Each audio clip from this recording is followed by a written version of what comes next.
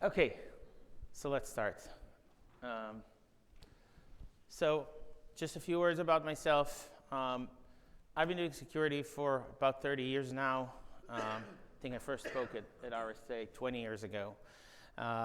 And for most of my career, I was on the defender side. I was building, testing, finding vulnerabilities, helping organizations secure. And in the last 5 years, I moved to the responder side. I always say we build security in the day and we respond in nights and weekends, right? Because that's when all the incidents happen. In the last 5 years, I've been dealing with cloud incident response heavily, and a lot of what you're here today in this talk comes from that.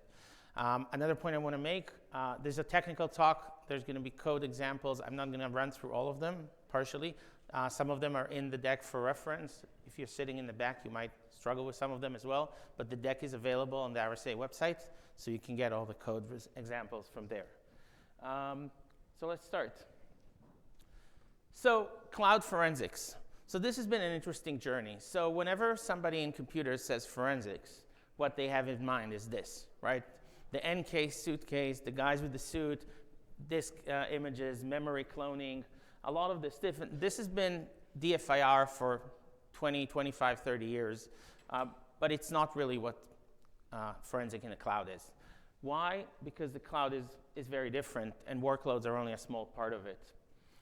So if I step back, what is a forensic investigation, right? What does it mean to do a forensic investigation?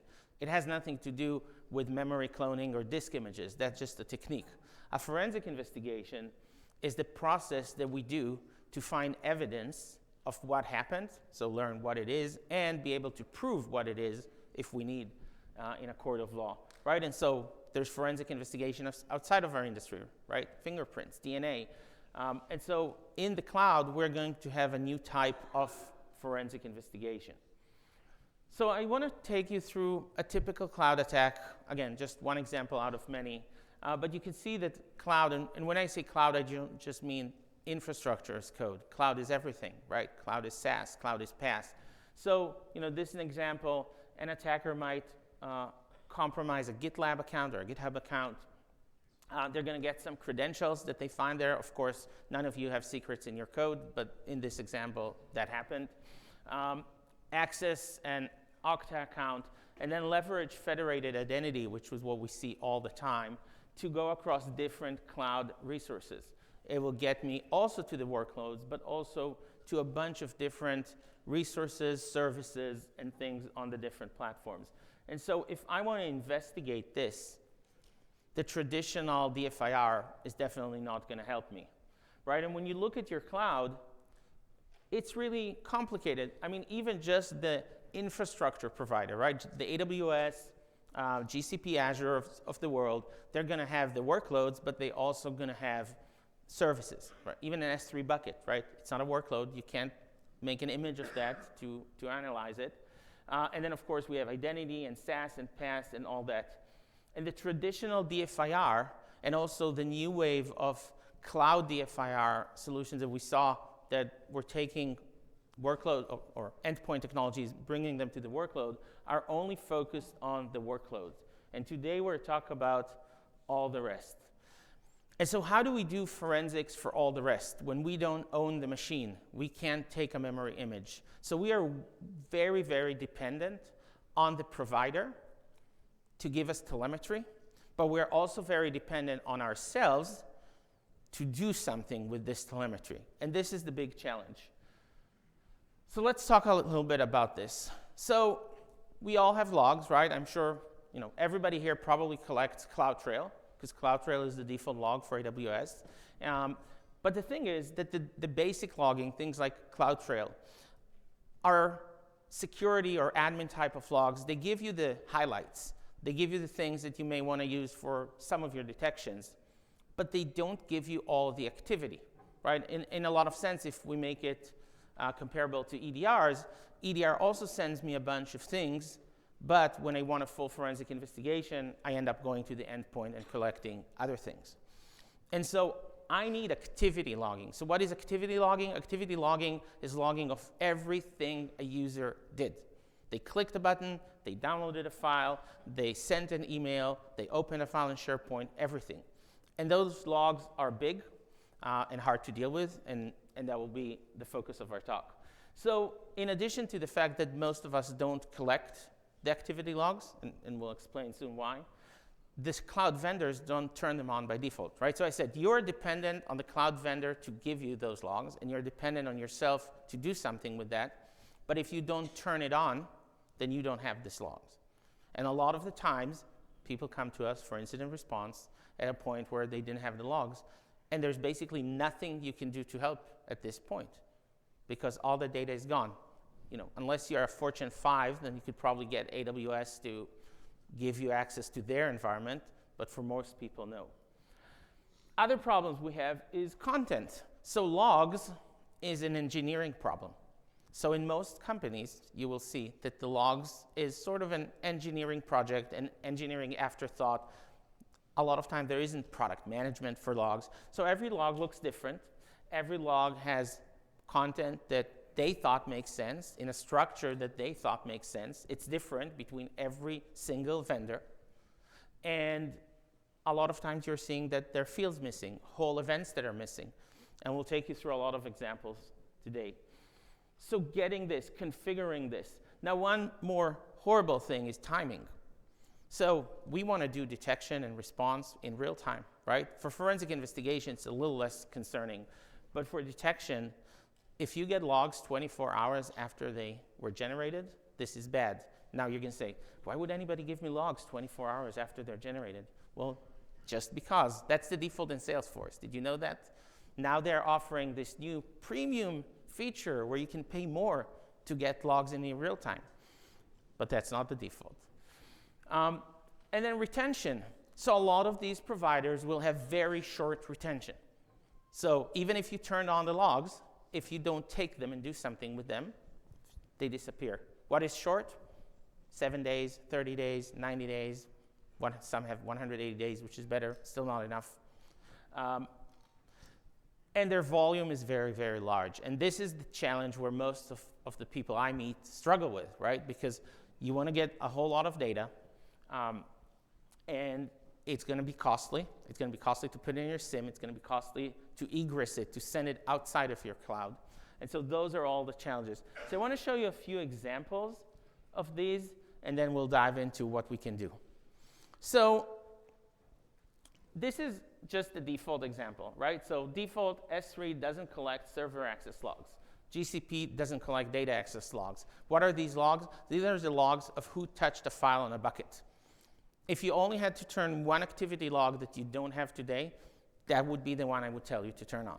Yes, it's really big, but tomorrow when you're going to get hit with a ransom or an extortion where somebody says, I stole so-and-so data, pay up, the only way you'll have to find out if they really did steal the data is the data access logs.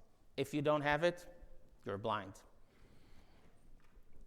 GCP makes our life even a little bit more miserable because they don't have any depth in that log. So if you go in AWS, when somebody accesses a file, you can see they read it, they downloaded it, they copied it to another cloud, external cloud maybe, right, exfiltration.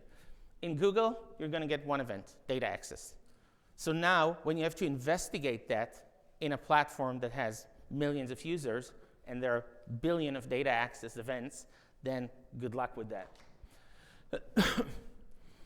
Another example of something that will make your life miserable, AWS Assume Role. You know Assume Role, I assume, that lets you take a person or identity to assume another role. It's part of how we build cloud environments. The log will always contain the identity of the assumed role. So good, but who actually did that? Now you have to go backtrack through your assume roles. And there are ways to do that. There are open source tools to help you with that as well, because this is pretty trivial. But everything is hard. Salesforce logs don't contain username. So you have the activity logs. It tells you what the user is doing, but it doesn't tell you who the user is. Well, it does with an ID that you and the SOC probably don't know how to deal with it. And we'll talk about that later, how we fix that. Snowflake Great logging, by the way, very detailed, but they're in a database format. Why? Because Snowflake is a data warehouse, database company. So now your SOC analyst has to deal with querying in SQL, which they may or may not know, and dealing with that, which is not a JSON file. And again, each one of those has its own format, its own fields, its own everything. So what do we do? Well, for the first thing, we need to activate the logs, right? We need to start collecting logs, and all this talk will be about how to do it and how we can do it at scale. We need to enrich them and help them. You'll see that for a lot of the things, the data and the logs requires you to have access to the configuration data of the cloud to be able to understand what's going on. And so we can automate a lot of that. And we need to start thinking about collecting and storing it, which is difficult. But we have solutions for that. Data warehousing, data lake technology that is more optimized than traditional technology. Okay, so how do we obtain forensics data? So the first answer anybody thinks about is, well, logs, I have a SIEM. I'll just put everything in my SIEM, right? Well, good luck with that. Why? SIEMs, traditional SIEMs at least, were not designed for this scale. They're not designed for the volumes. So, we do today work for customers. We have petabytes and petabytes of data of customers for this. If you would want to put that in a Splunk, the cost would just be exuberant, right? And that's because it's not because Splunk is bad. Splunk is a great solution, but it's designed for something else. It's designed for very quick free search retrieval, which is a great functionality, but it necessitates that the cost will be high, right? Elastic is similar. They're not designed for the scale and complexity of the cloud telemetry, and their query language is not designed for all these challenges I just described. And so the cost is high. So what do we do? Data lake. Data lake is a very fancy name. I want to be a little bit more precise and say data warehouse, because data lake is a buzzword, but data warehouse is a technology. And so data warehouse is designed for big data applications. Outside of security, everybody moved there, right? Everybody who has big data is using data warehouse. Inside security, we're still lagging because it's really hard to move people away from Splunk Elastic type of searches in the SOC, but it's really what we have to do. Why is it great? It's great because it supports SQL, but also more advanced querying. It's very cost efficient. And specifically, and that's what I'll talk today about mostly, Spark, which is an open source Apache project that is the best big data infrastructure, at least I believe in. Spark is distributed, so you can keep the data at your source. So let me explain that.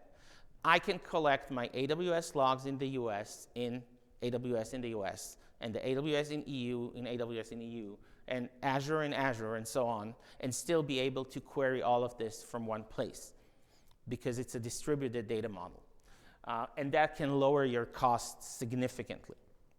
And so ultimately, Spark provides a much more suitable framework for cloud logging and analytics, at least for forensics. You can still stream a subset of that to your Splunk and get your detections there if you want, but you're not going to put everything in Splunk. So I know you can't read this from here, but this for reference. So if you want to start playing with this, you don't need any paid solution. Spark is open source. There's DuckDB. It's an open source tool, and basically you can, with this sample code, take it from the deck later, go and create your own first data lake. So terms you need to know: Parquet. Parquet is the file format in which the data lake is being stored. DuckDB will take a JSON. If you can see here, this is the JSON. You give it the schema. I'll talk about that in a minute, and it will write it down to a Parquet file. And then you can start querying it. If that looks complicated and you're on Google, you can use BigQuery. It's not as fancy as Spark, but it's really, really simple to use.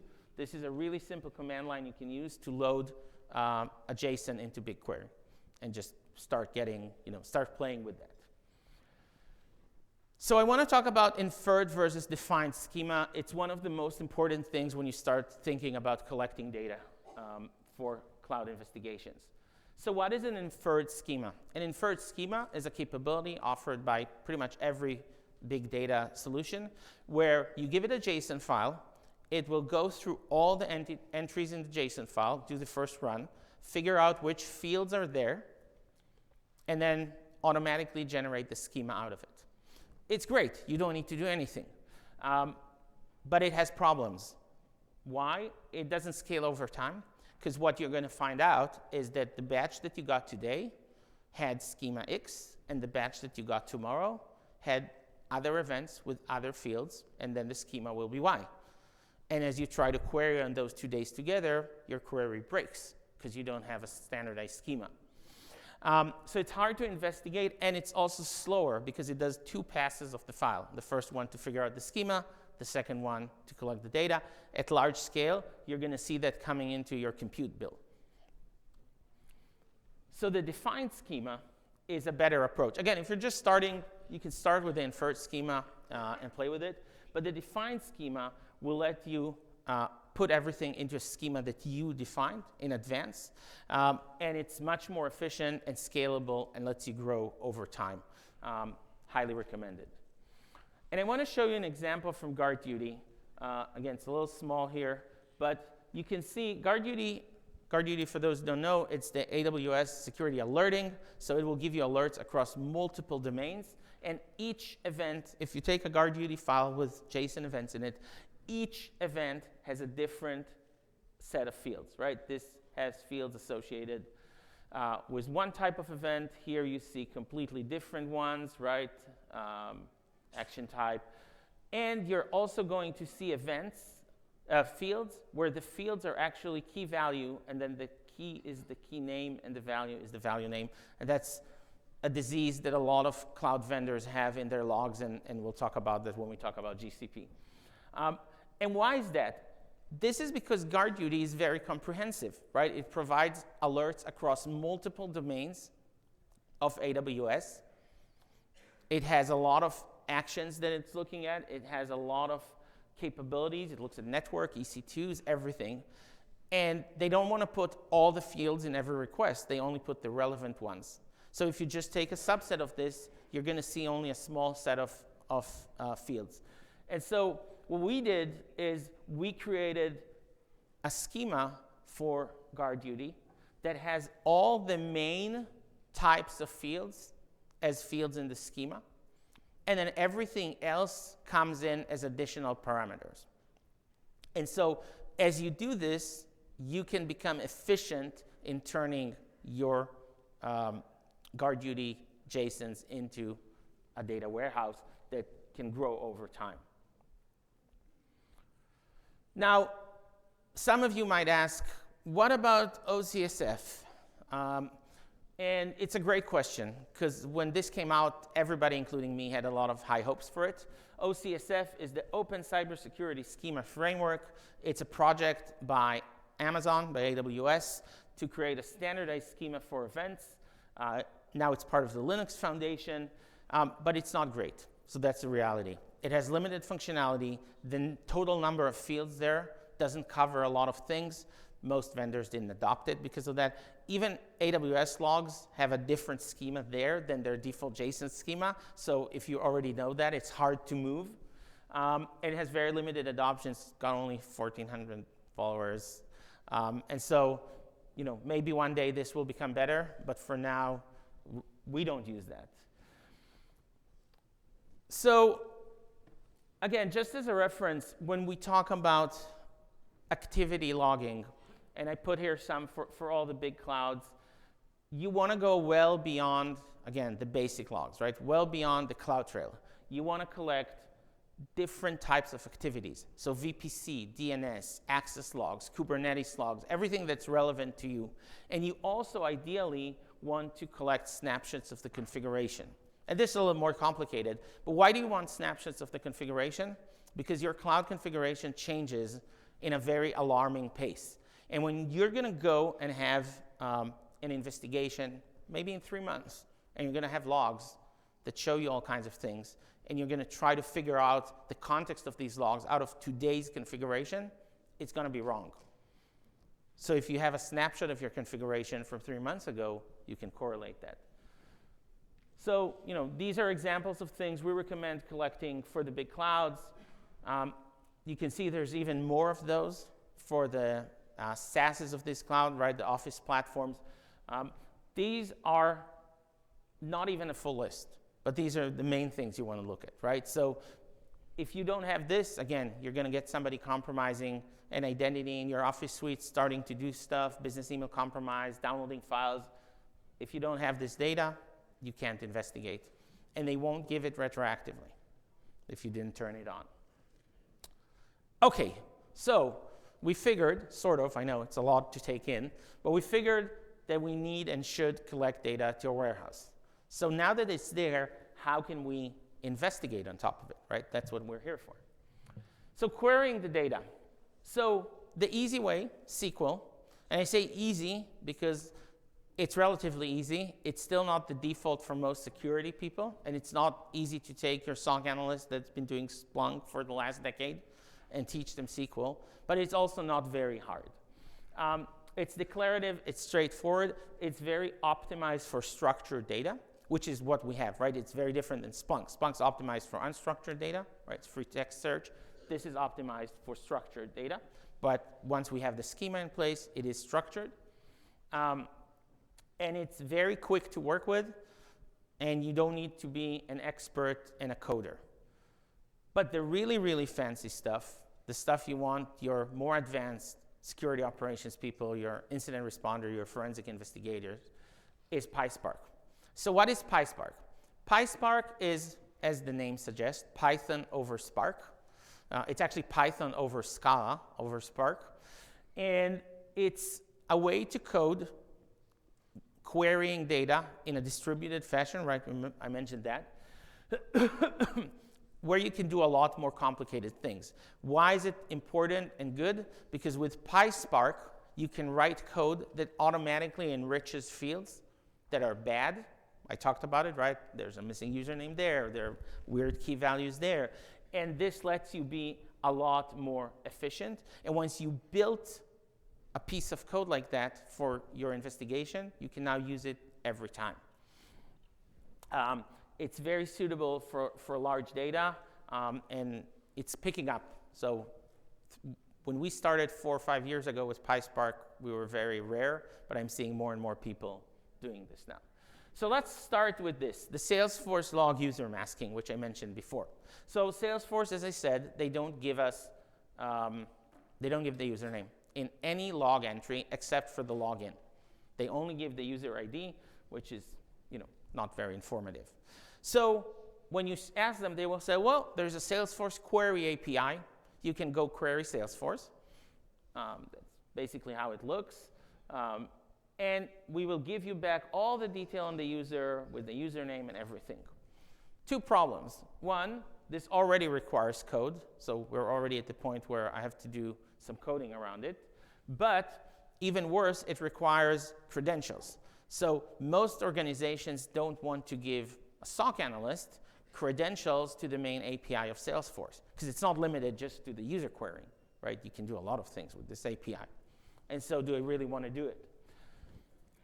But here's a great workaround, right? So this is something we've built.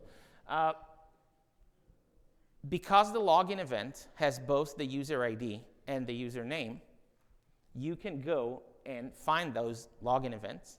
There's always going to be a login event before whatever event you're looking at, because otherwise the user isn't in, and you can use it to enrich. And so, again, I won't go through all of the code, but basically we're looking for events of type login, and we're looking for username and user ID. And what we're doing is we're taking a data frame. So data frame is a set of data in the Spark world, and we're returning that data frame with the enriched events. So now there's a new data frame that has the username in every single log record, and now you can search on it, right? And you do it once. You can do it as you ingest the data, or you can do it when you need to investigate, and now you can go back to SQL to querying your data on the user. And this is an example of how we use it. Again, it's just, I'm taking a data frame. This is a detection that is looking at a big amount of query results. So somebody's trying to exfiltrate data. And you can see enrich DF is add username to event log, and then the source DF. and now everything is here. And so it's very, very useful way to do something simple. This is a really simple example, but that can be a big headache for you if you need to do an investigation otherwise. So let's talk a little bit about Google Workspace. How many people here tried to work with Google Workspace logs? How many people here succeeded working with Google Workspace logs? Less hands, right. So Google Workspace logs are amongst the worst in the industry. They're very convoluted, they're very complex, and not so fun to work with. They have multiple events clumped together. So ideally, you want every JSON event to be one event, right?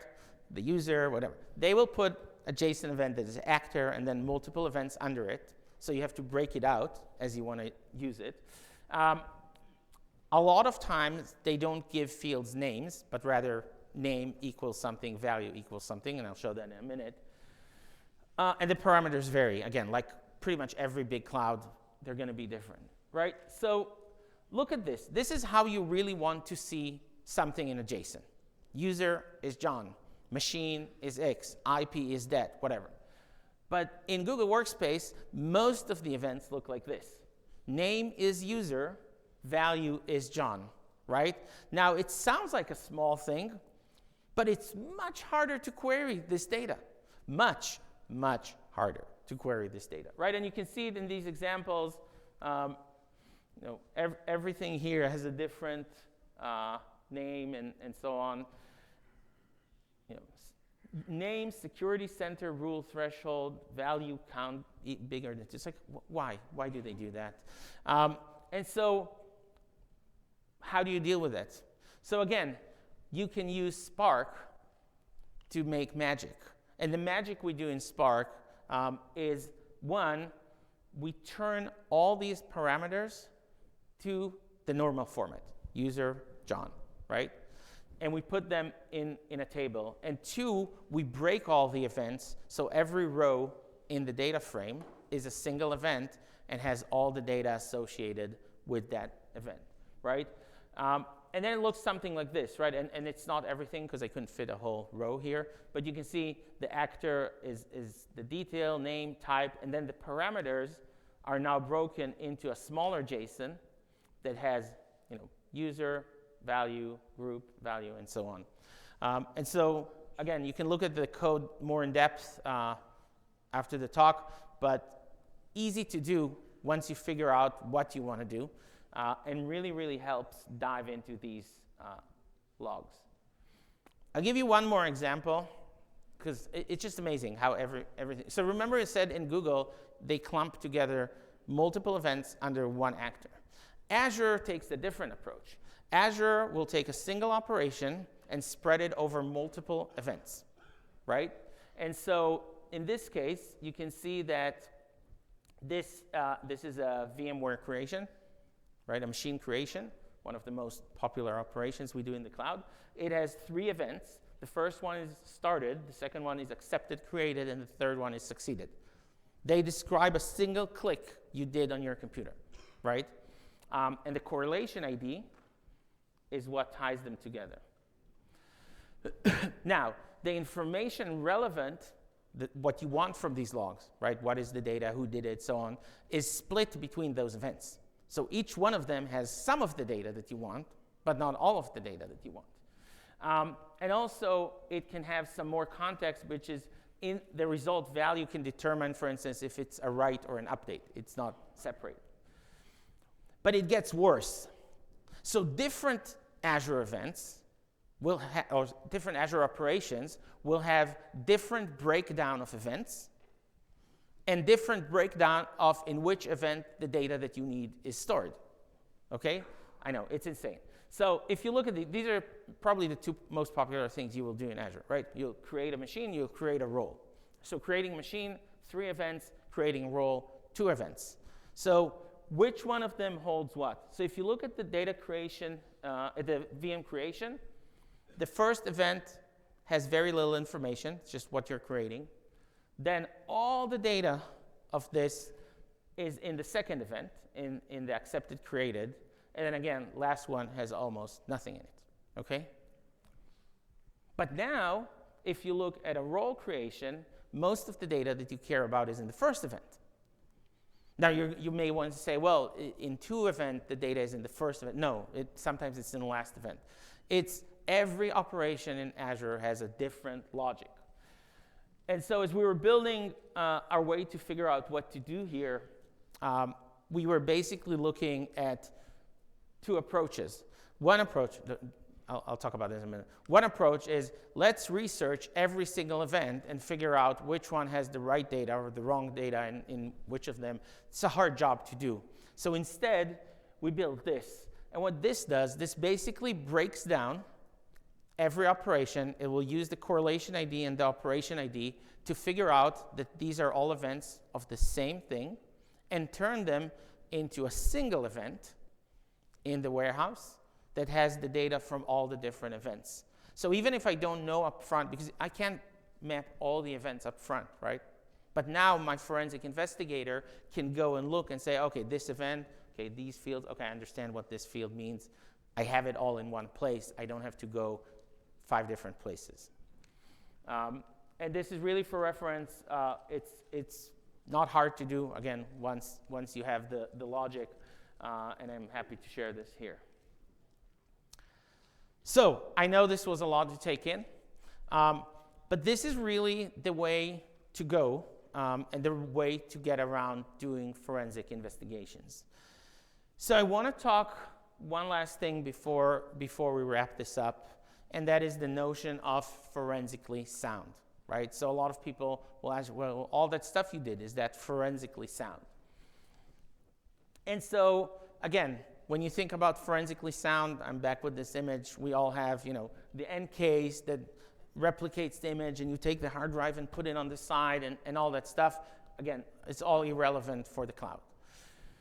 So again, let's understand what is forensically sound, right? So forensically sound basically means that whatever we're collecting, we can later attest to in a court of law. It's acceptable by the law. And there's reasonable evidence to prove that the integrity of the evidence has been maintained. Now, all the things we know in DFIR, there isn't a law that defines them. This is how you need to replicate a machine. It's best practices. But since we've been doing DFIR and hosts for the last, 2 decades, this has gone through courts numerous times, and there's best practices. For the cloud, we're not quite there yet. But let's look at what are the things we want to look at, right? So preservation of the original, probably the hardest part to do, and I'll get there in a second. Hashing and signing, this we can do. Chain of custody, all kinds of ways to prove that. Write-delete prevention as a way to maintain the integrity, and proper storage. So what is the original? This is probably the hardest part because, again, when we get a machine, the machine is the original.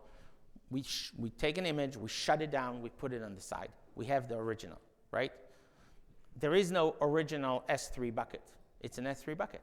It's on Amazon. It's going to change by tomorrow. And so there is no real way to preserve the cloud, let alone the SaaS state. But you can create a pretty good chain of custody around the logs. And you can say, well, logs are the original. To some extent. And so once we get something that we would like to, in the next court trial say this was the original evidence, right, the logs or whatever, we want to make sure that as early as we get them, we sign them. We sign them, we hash them, so that we can prove that what we have today is the same thing that what we got 2 years ago. So do we sign the raw logs? Do we sign the data lakes? A lot of good questions with no real answers right now. We generally sign at every checkpoint that we touch the data, but this still has to go through courts. And of course, proving the chain of custody, so multiple signing and hashing places and showing that you're using the right type of storage. And really one of the great things you can do is use immutable storage. So immutable storage is a storage that, as the name suggests, you can write once. When you write, you give a time for how long this is immutable, and at this time you can't touch the data. You can only read it. And it's provided by all the cloud providers, AWS Object Log, and so on.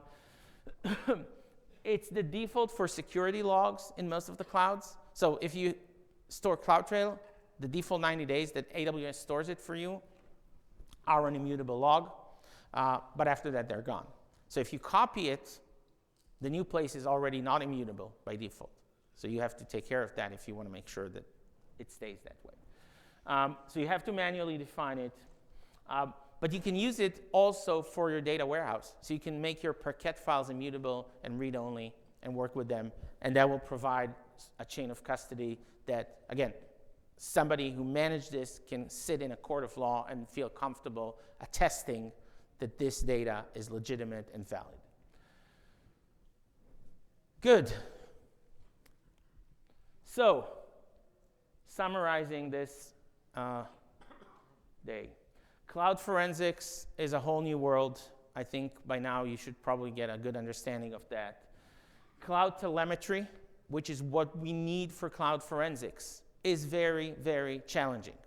The volume, the structure, the content, the handling, retention, all of this is creating a lot of challenges.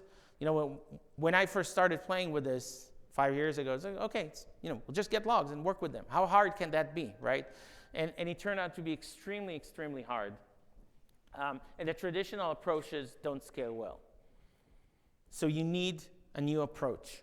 And in my belief, that approach is data warehousing. Data warehousing is the way to collect cloud telemetry.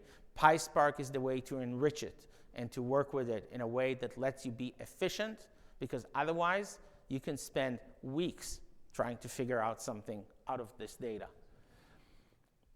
And I would strongly suggest that you don't wait for your next breach to build your cloud forensics capabilities, because that's too long, that's too late. If now you got breached and you didn't turn and collected all these logs, you're not in good shape. Even if you turn them on, but they're now in JSON, in some bucket, and you don't have the tooling around it, it's gonna be challenging.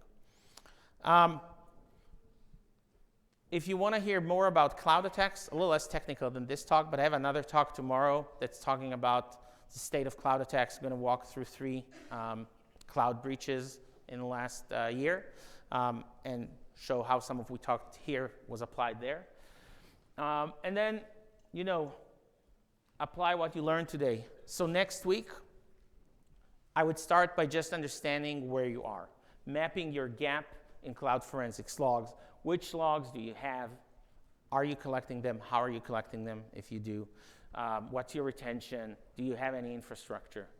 And then next month, you can start getting to the next level. Turn on more logs. Yes, there's costs associated with that. It's not free, but if you use data warehousing, it's also not very expensive. And start building this skill. So a lot of SecOps teams will not have this skill in-house. PySpark, SQL, data warehousing, this is all new terms. In the last 5 to 10 years, Splunk and Elastic approach has been dominating this space, and that's where more SecOps analysts are. And so it's probably one of the biggest challenges. And then, start building something that really continuously collects this evidence, gets you through the different phases, and your team is practicing it. And one of the greatest ways to practice is threat hunting.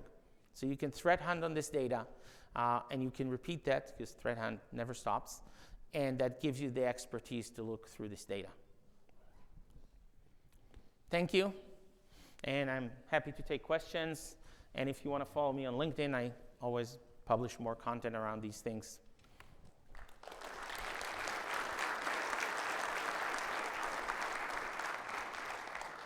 Questions? No questions. So I'll stay here for a few minutes if somebody wants to talk to me directly. Everybody's running off. Do you want a question? What you're talking about with transforming all these logs before storing them, if you do that, then they're not in the original format, and all the tooling that's out there to do analysis, how does that work now that it's in your own custom format? Or does it mean that every enterprise has to develop their own tools and techniques and queries and scripts to do their forensics? So the transformation of the tools puts it in a warehouse format, which makes it efficient to work with. There's a bunch of open source tools that can help you do one thing, but there isn't really something that I know that can work on multiple log sources that you can work with existing tools. And so it's just going to be hard. Once you normalize it, it's going to be much easier. But yes, there is some infrastructure work that needs to be done before you can benefit from this. So you're basically saying you need to do it anyway. You need to develop your own custom techniques anyway, so might as well do it the easy way? Yeah. Okay.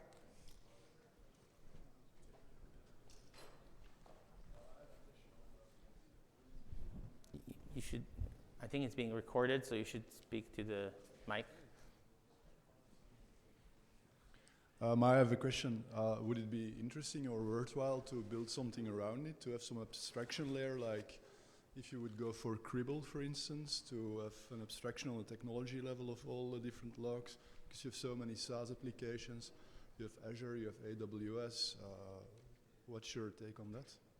So Cribble, so there's a lot of technology, and there are a lot of new startups now coming to do the data transformation. It's not easy to do all this data transformation.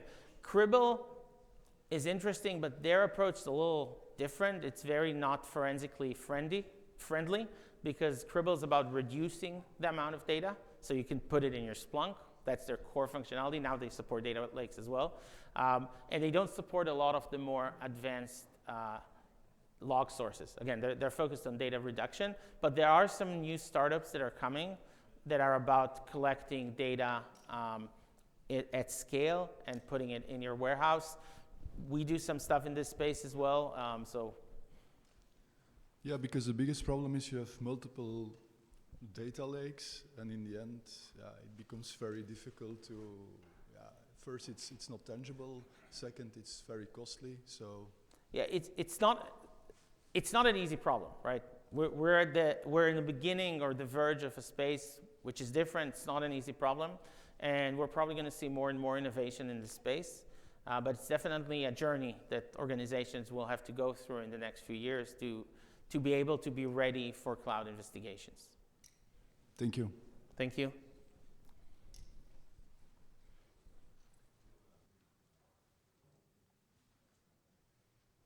Good morning. I've got one question. It sounds like to me, and correct me if I'm wrong, we have a lot of our people who are focused on actionable alerts. And it sounds like to me, forensic investigation is the enemy of, quote, actionable alerts. I'm not trying to spark controversy, but I would like to hear your ideas. Well, I don't think forensic investigation is the enemy. I think it's a matter. No. I mean, from the concept of we have limited people, we have limited resources, we can't get woken up because one sensitive data type got encrypted by somebody sending it to a legitimate source. The main thing I've seen is how to determine whether it was something that they should have done versus something they shouldn't have done, and do we open a case? Right. So that's a detection challenge, right? For me, the forensic investigation is what comes after you decided that this is a case, and you want to dig in and make sure that you covered everything. How do you know that you've covered everything versus, oh my God, we're just getting killed with data? So the fact that you're collecting all the data doesn't mean you have to alert on all the data, right? And so you can create layers of knowledge on top of the data. So collect the data, so when you do need to investigate, you're going to have everything, because that's, in a real investigation, you want everything. But at the same time, you can decide, I'm only running detections on certain types of data, I'm only running detections over a certain threshold, and that's what we do, right? So we have a platform in this space, we collect data, we run detections on it. There's a lot of stuff that we find that doesn't show up in alerts, but goes to another bucket, which is just used for investigation. All right, thank you. Thank you.